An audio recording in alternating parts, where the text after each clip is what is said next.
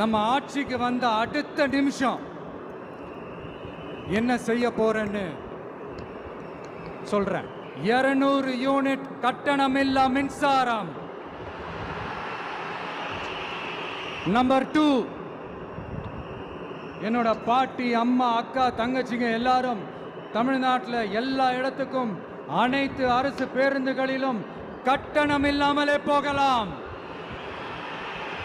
Number 3, சட்டம் ஒழுங்கு சரியா ரொம்ப ஸ்ட்ரிக்டா நிலைநாட்டியே தீருவோம்.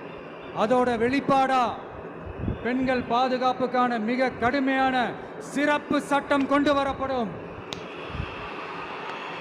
அது மட்டும் இல்ல, நம்ம இளைஞர்களோட பாதுகாப்புக்காக போதைப் பொருள் தடுப்பு மற்றும் ஒழிப்புக்கான சிறப்பு சட்டம் கொண்டு வரப்படும். And I will visit one district headquarters, that is the collector